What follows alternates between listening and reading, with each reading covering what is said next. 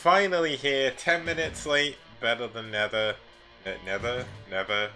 Wow, it's Friday, you know, my brain is dead after an entire week of work, but we're here once again with some more STPL action. I say we, because although it is just me, you also have my cat in the background, being sweet as always, so she'll be joining me for the cast, and hopefully she'll be able to give her input on some of these matchups as we head into them. But before we get started, let's have a quick look at the current rankings in Group A.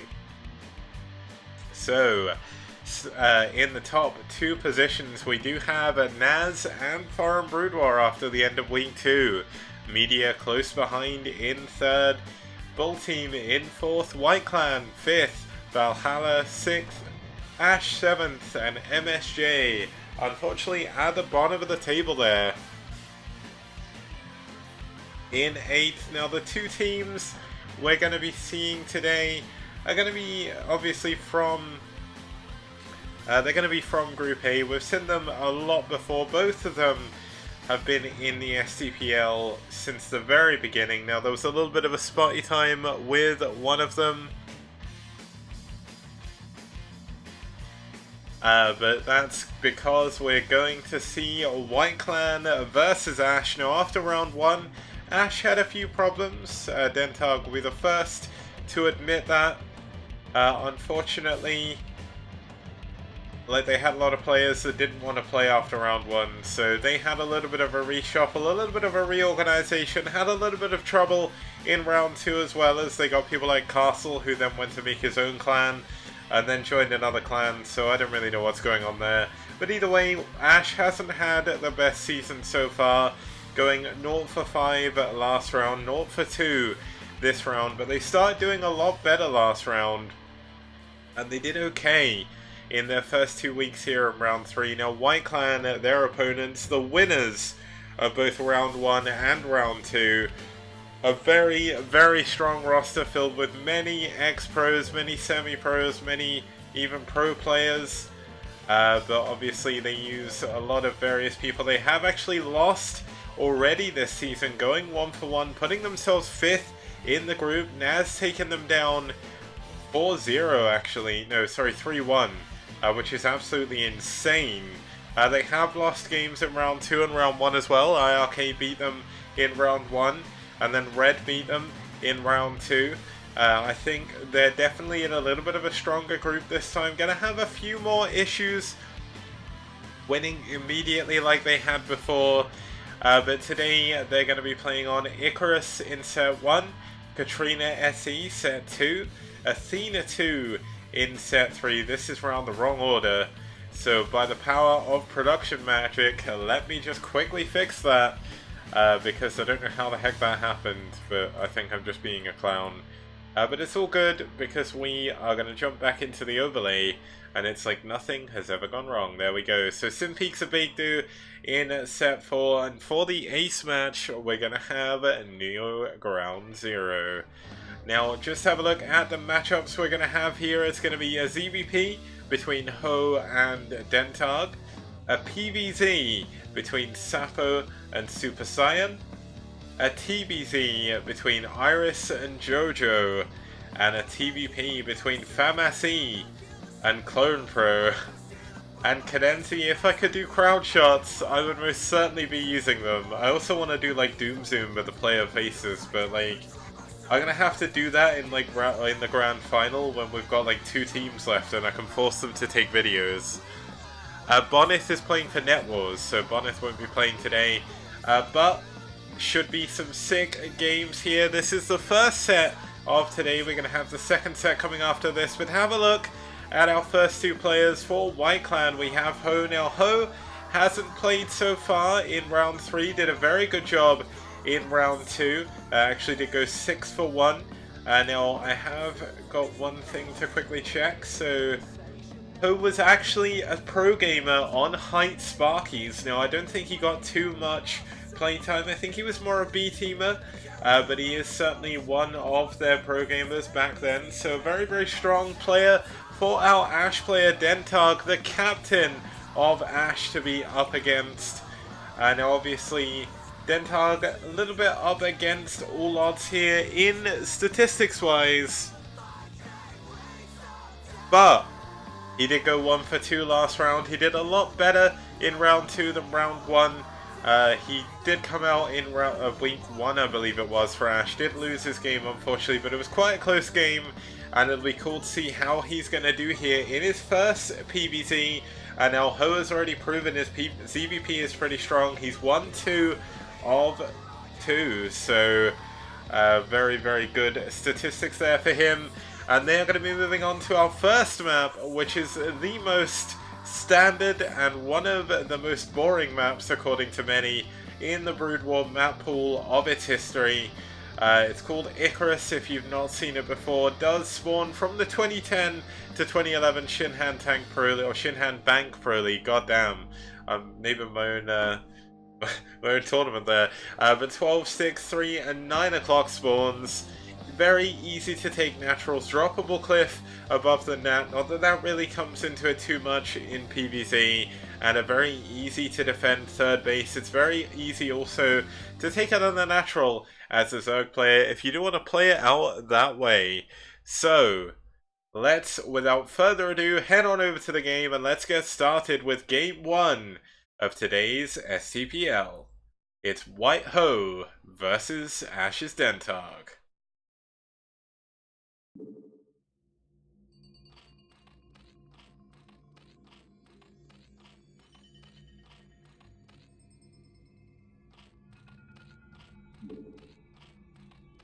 Now spawning here in the 12 o'clock position, we do have the orange Zerg fighting for white. It's gonna be Ho.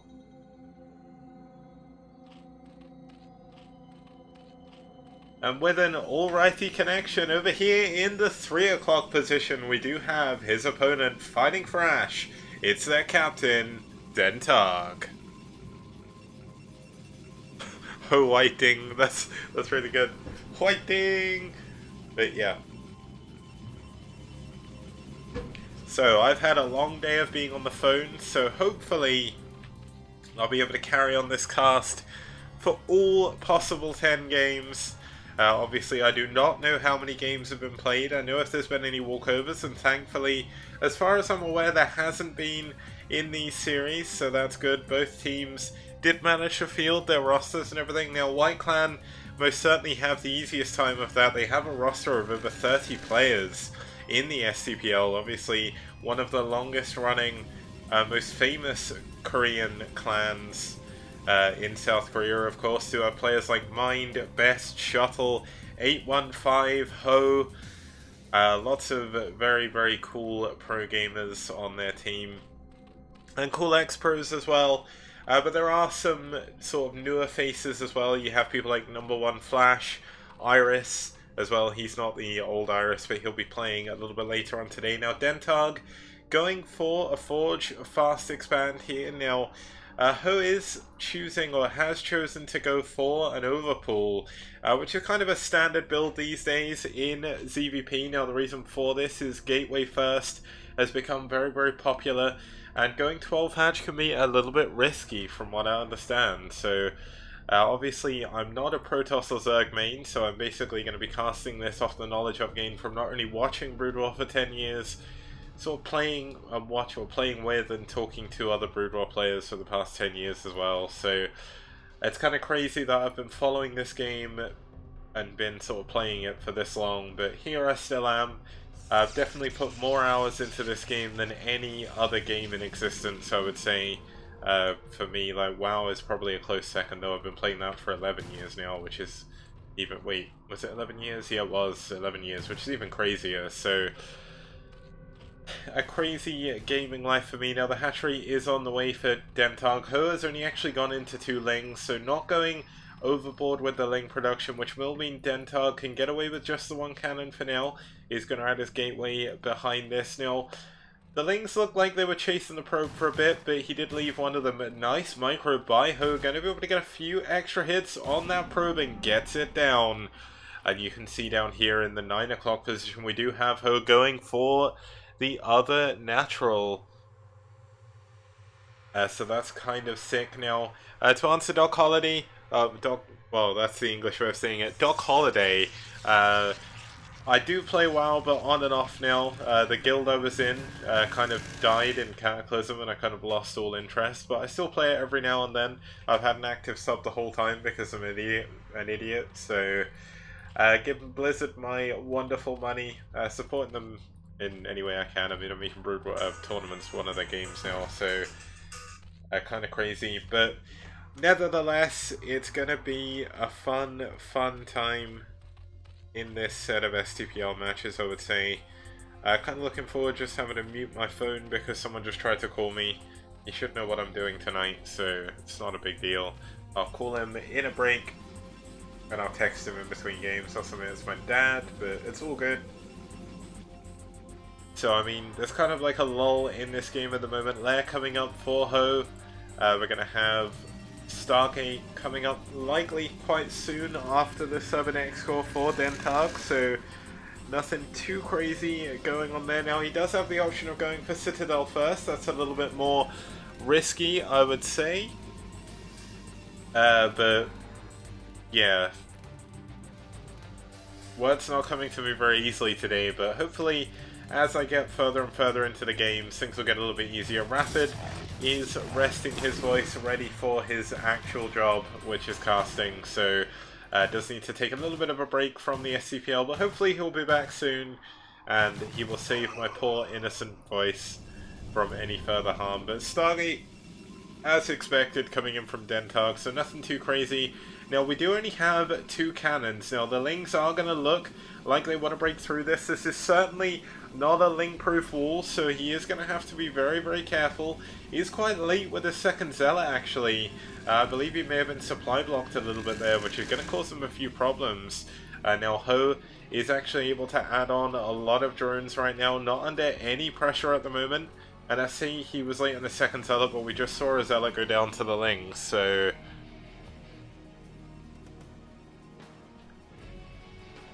and I mean, look how many drones Ho is actually producing right now. He's adding on his 4th hatchery down here as well.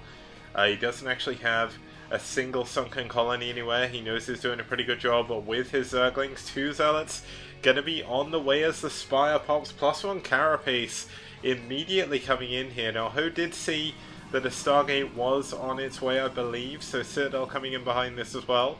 And this Corsair gonna see exactly if it can do any damage. Now, one thing I do love is this allows me to actually check my phone while we follow the Corsair along, just to see what he texted me.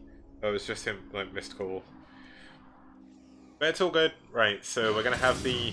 Oh wow, Scourge actually took down the first Corsair. That's actually a pretty big deal. I can't believe I missed that. But 2 Zealots in the front of Ho's base, gonna be trying to get the best engagement they can, but great micro by Ho. Dentarg missing a few of his shots there and having a few problems. Now, the 5th hatchery on the way, 6th hatchery coming in by Ho as well, playing with complete and utter confidence here as he knows he's cut and culled the Zealot numbers multiple times now. And now this is the sort of moment where you could see some kind of crazy Ling bust or something. I mean, he's got a decent number of drones. Doesn't necessarily need to drone too much more than he already has. Hydralisk then at the 3rd base with the 4th hatchery there, creating that wall. Nice Sim City there. We're going to have the Hydra upgrades coming in very soon as well. 2nd Corsair actually running away from the Scourge now. There's no actual cannon in the main, so he's going to have to fly back to his natural. And now that could actually be a problem. The Corsair getting very close to being sniped, does need to be careful. Scourge obviously a very big deal, do a lot of damage to those Corsairs. And if you can't get your Corsair count high enough, you can actually see a big Mutalist switch coming in, which could actually end the game very, very quickly. And whether or not we'll see that here is another thing. But we're going to have another 5 Zealots coming out. They do still not have +1 attack, just about to finish up. So these Zealots going to move on forward throughout the base, or throughout the map, see if they can get any damage done. Now they do have speed kicked in, but he's going to be running into a wall of Sunkens, an Evolution Chamber to block, and Zerglings as well. So he's going to have to pull back and try for another angle. Now it looks like he's sussed that there is going to be a base over here in the top left position. A Spore Colony is coming up, another 2 Sunkens in reserve, and 4 Hydras behind are going to help defend against this. But can the Zealots get in and do any damage? Doesn't look like he can, so he's going to pull back once again and see if he can come back another day. Now a nice flank by a couple of Zealots there, going to take out a couple of those Lings. Will help him a little bit. Now the Corsair count is getting a little bit higher, going to have 4 Corsairs for now, 5th one on the way. We're up to 1, 2, 3, 4 gateways, and the Robo's coming in as well. With another pylon. Templar Archives done, of course. We're going to have a couple of pylons behind there, making sure he doesn't get supply blocked. And I mean, this is one of those awkward moments in PvZ where there's not really too much happening. We're just trying to figure out exactly where the game is going to go from here. We've actually got no Hive coming in yet, just yet for Ho, no 4th gas, no 3rd gas as well, so there's not going to be a massive reliance on any form of huge tech switches or anything like that for the time being. +1 armor is coming in, the Hydra upgrade should be finished now.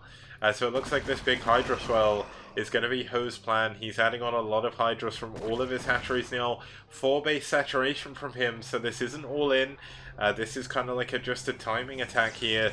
He does have both his Hydros upgrades on. +1 attack isn't quite finished with Storm. Is only just about to be done. And the oh my god, the High Templar's moving a little bit too far forward. Gonna get caught off. Gonna be sniped. And there's only 3 cannons against these these Hydralisks. But nice Storm. Actually going to push this back for now, but the Zealot numbers are being culled. The cannons have held strong for now though, and this hero High Templar may have just kept Dentarg in the game there, as we don't see any additional Hydras coming in to reinforce. We're seeing another few drones being added on, 2 additional hatcheries at the other base. This Evo Chamber's finished upgrading, unless that's just come in. So it is going to be 1 Carapace, no attack yet. He's actually been using this, so that's a little bit of a mistake there from Ho, but maybe he was trying to get the best out of his units, get the most units out he possibly could. But here we go, we've got another big swell of Corsairs coming in. One of the Corsairs goes down, but the other ones are going to escape, and they're going to be able to go on an Overlord killing spree if they can. But the Overlords are really, really nicely grouped up around these Spore Colonies. Makes it very difficult for these Corsairs to really get too much done, but they are going to scout that there is no Hive. Going to be flying in here, trying to take down this. No +1 attack actually on these Corsairs, so a little bit harder to get a lot of Overlord kills. But he is going to do his best. Does need to make sure. Lost actually 3 of these Corsairs, 4 of the Corsairs for a single Overlord. All 5 Corsairs go down there, and that's a big, big mistake. Now, is Ho going to take advantage of this? Is he going to switch into Mutas? It looks like, for now, he's going to start his melee upgrade, Carapace upgrade again, and still no +1 range, so he is going to be going straight into Ultralisk behind this, I would say. Go for a little bit of a Man Lee Zerg style. Not really doing too much damage with the Hydras early on, but is killing as many of the units as he can. Now, this is the moment where Dentarg thinks he has enough to start to move out on the map. He's got +2. I mean, his unit count for now is actually very, very low. This +2 timing attack, not as strong as maybe it could be, but his unit count is a little bit higher back at home, so he's going to have to move back and regroup if he wants to try and do any major damage at any of these expansions. But he's got up to 7 gateways now, all of them producing pretty well. No additional upgrades on Templar Archives, so no Maelstrom or anything like that coming in on Dark Archons. Now we do see some Lings down here denying that possible 3rd base. We still don't see Dentarg making any moves like that, so with no additional Corsairs being added, it looks like he's going to be focusing entirely on making this attack work. Now we do have a lot of units, a lot of Lurkers actually coming into play by Ho now. He's actually got 5 over here. No Lurkers at this base as of yet, but they will be morphing fairly shortly, I would believe. But the problem is, does he have an observatory? Yes, he does, but I don't see a single observer with this army, and he's going to be running into a wall of Lurkers. This is not a fight he can take, and he's going to have to pull back once again. And every moment he spent not doing damage here, he's actually falling further and further behind. I mean, a full 4 base saturation from Berserk. Look how much unspent lava Ho has. where he's just building units off his main base. He's going to come in here and try and take down the army if he can. A nice storm by Dentarg.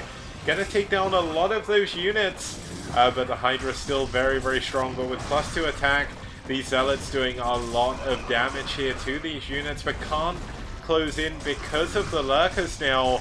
That makes it a little bit harder. Now we are going to have a High Templar moving a little bit too far forward, moving out of his station. A nice storm on top of that Lurker and a few of the Hydralisks.